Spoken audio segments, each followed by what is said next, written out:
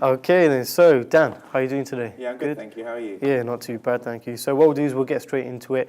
Why not? So, today, kind of know what it's about already. We're just going to be talking to you a little bit about Forest, mainly sort of like the Clough kind of era, a little bit about the downfall, sort of.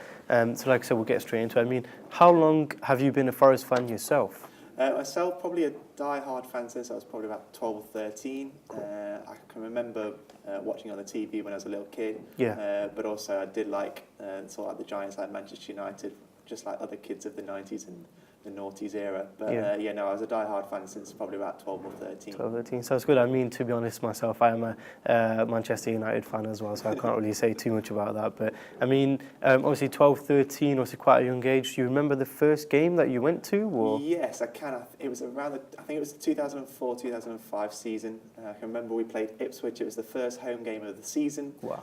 We went 1-0 up. The stadium was ecstatic, elated in a roar of screaming and laughter. And then I can just remember that Ipswich equalised quite early on afterwards, and the stadium just sort of went silent. It was quite an unusual atmosphere, the game ended 1-1 sadly. You can imagine. How do you think that sort of felt for you? With that being like the first game, and obviously I was expecting us to win like 3 or 4-0, and it just didn't happen. You always have those kind of high expectations, of course. What was the atmosphere like around the stadium? Obviously, like the other fans, did you get a feeling of them? Like, with it being the first game of the season, were there high expectations? Yeah, there was loads of high expectations. We were expecting to do really well, and unfortunately we didn't. But the actual stadium itself, everyone was chanting, the songs were just amazing. I just thought this was just an amazing place to be. The whole stadium just seemed united. Did you join in? In any of the chants? Well, some of them had a few curse words in, but it was a really good atmosphere. Oh, okay, cool. And obviously, as I mentioned earlier, we are going to be discussing sort of kind of like the Clough sort of era. How much kind of do you remember? How much sort of knowledge do you have? I can't remember any of it myself because it was before I was born. Oh, of course, but, my family have told me a lot about it. I know that we were really struggling in the 76 season. Clough came in January in that year. And he turned it around. He brought in a lot of players from sort of the northern cities of the UK. Those were the areas that he was from. He trusted, and he had a really strong bond with the players. And I think that sort of reverberated throughout the whole team. Inside 18 months, we went from struggling in the second division to promotion, and then actually winning the first division, as it was the Premier League back then, inside one season, which is the last team that's ever done that. And it was just quite unusual. It was just ecstatic for the city itself. I remember we had about 10 years of just success. The 79-80 back-to-back European wins were of highlight, obviously. We're just signing big players, big names like Teddy Sheringham and people like that. Unfortunately, I think the whole game changed with the creation of the Premier League. A lot of money came in, and Clough didn't know how to change with the change in actual football itself. And unfortunately, there was sort of like a tail end of Clough's success, and we got relegated in 93. Yeah, definitely. Touching on one of the points that you made there, just about kind of how it was for the city as a whole. How do you think it must have felt? Being like a Forest fan during that sort of time. It must have just been amazing. Like, they were like celebrities in the city. Those players. Definitely. There was only about probably 16 of them, and Clough treated them as his friends more than anything. And there was it was a tight-knit group, and they were bringing success after success. There were so many trophies that were won. Unfortunately, we never won the FA Cup. That's a sour one for a Forest fan. It is. I just think the whole city, everyone knew them.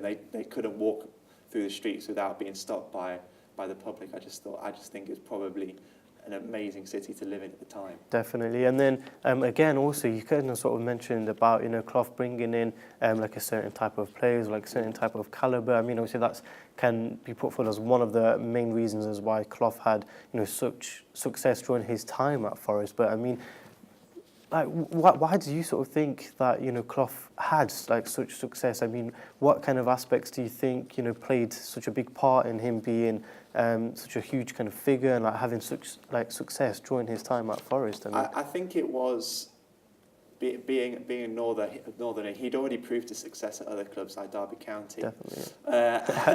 And I just think that he was bringing in players that weren't necessarily the people that we expected, the people that we think were going to be big names. Of course. And he didn't. Nowadays, you buy players for ridiculous amounts of money, and you mould your team around this new player. Whereas back then, it was a different style of football. He was bringing in players that weren't necessarily right to fit the team, but he moulded them into what he wanted his team to play like the typical managerial style of playing strong passing and attacking football. Yeah. Is something that every, I think, manager tries to drill into their team, but not necessarily always works. And I just think that was just shown all the time with him. And it wasn't just Brian Clough; it was a partnership of Brian Clough and Pete Taylor. Of course, yeah. And often, if it's usually if it's not working with the team, it's because something's not working behind the scenes. And I think there was such a strong knit of calibre of managers and assistants that actually just the whole sort of network was working at Nottingham Forest at the time. Definitely. I mean, at this sort of current moment in time with Forest, obviously we know they're not playing the same sort of calibre of football that they did during Clough's era. I mean, do you still attend Forest games to this day yourself? Not. I haven't lived in the city for a number of years. I've only just returned, so hopefully I will do in the future. But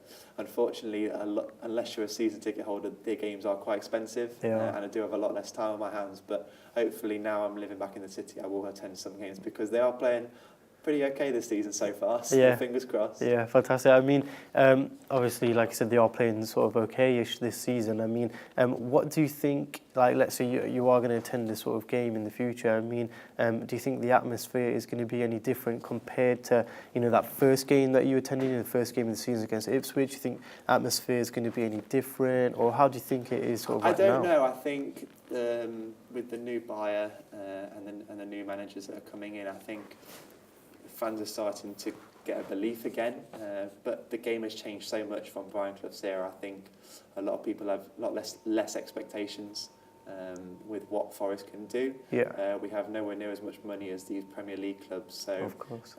If we can get into the playoffs, that would be fantastic, give ourselves a chance. It hasn't happened for a very long time, so who knows. But the actual atmosphere in the stadium, I think there's a lot of different people that are now supporting Forest. We've got a much wider variety of people, and I think it's more of a family feel. And I don't think that Forest fans in general have as much sort of a strong backing of their team. So I don't think it is as united as it once was. Okay, yeah, I mean, you did touch on it a little bit yourself there. I was just pretty much going to ask, I mean, in terms of sort of like Forest fans' expectations, you know, to this day, do you feel that they are different? I mean, can you imagine that they are different compared to how they were obviously during Clough's management? I mean, in terms of sort of winning games on a regular basis, you know, winning, you know, your regular trophy here and there. I mean, do you think the fans' expectations aren't anywhere near as to what they were? Honestly, I don't think they are. No, I think it's been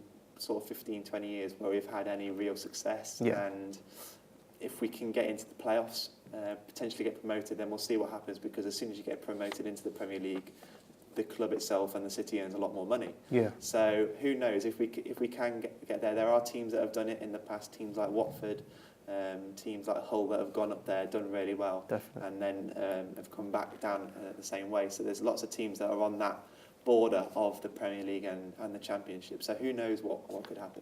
Who knows? I mean, why do you, I mean, to be honest, I don't really have an answer myself, and maybe you do, but I mean, why do you think, you know, Clough leaving Forest had such a big impact on the club and kind of like their ability to stay in the top flight like division on a regular basis? I mean, instead of kind of dropping down and going back up, I mean, would you think there might be a specific reason? I think it was a combination of things. I think there was a lot of financial difficulties within the club. They had to sell a lot of their big star players. Definitely. I know they sold Teddy Sheringham to Tottenham in that final season before they got relegated. Yeah. And it was just a combination of things. I think Peter Taylor leaving before Brian Clough was a big aspect of it, that Brian was now on his own. He didn't have his right-hand man. I think it was just a combination of things. I think Brian Clough had such a strong connection with his players that it wasn't seen again. Yeah. And I think it's also been seen in other massive clubs like Manchester United losing Sir Alex. Ferguson, yeah. So they haven't bounced back yet. They've had quite a number of managers since, and they haven't performed the same calibre of performances as what we saw when Sir Alex Ferguson was reigning. So it's not just Brian Clough. It's I think if you have a manager that's been so successful for so long at a club, of course there's going to be a big impact when he leaves. Yeah, I mean, to be honest, a couple of the reasons what I was possibly sort of thinking, which maybe was a bit of an aspect, was, I guess like the fans not really sort of backing like the new manager when the new manager comes in, players maybe not feeling as confident. Do you think like players' morale had like a bit of a part to play? Probably because I think, as I've already said, Clough had such a strong connection with his players on a personal level as well as a boss level. Definitely. And I think, when he leaves and you get a new manager in, this new manager probably tried the same style and it just didn't work. It just didn't have that connection with the players. And if you don't have the connection with your players, they're not going to perform well for you. Of course. Yeah, it makes sense, I guess. I mean, what do you think? I mean, first of all, I guess, do you think it would be possible for Forest to return to that same level of football that they did play under Clough? My heart says hopefully, but my head says probably not. Probably not. No. But who knows? Like the football has changed so much in the last 20 years. There's no reason why Forest can't get back to certainly the Premier League and see what a bit of money does to the club. So, of course. Because money has such a control over football nowadays. Definitely. So it all depends on how well they do in the championships. What do you think? What do you think it will take? What do you think it would take for Forest to be able to, obviously get back to that same level of football? Do you think it would just be literally sort of winning games on a regular basis, or? I think it would first of all see if we can get a sort of string of wins, and I think it does depend on what's going on behind the scenes. As a fan, we don't necessarily know what's going on. I hope we have a manager that our current manager or future managers have a similar sort of bond with the players that what Cloughy did in the past. Definitely. And I think that is what it takes. It needs to be a tight-knit ship, I suppose, in terms of how a football club is run. And if we do get into the Premier League, hopefully that success will come with time. Definitely. Who knows? I mean, if Forest do get back into the Premier League, who knows? Maybe I might be switching from a United fan over to a Forest fan, go down to a few games, can't really complain. But I think that pretty much wraps things up, though, Dan. So thanks a lot for your time. Take care. All right. Really good. Well done. Sorted. That went really well, I thought. All right.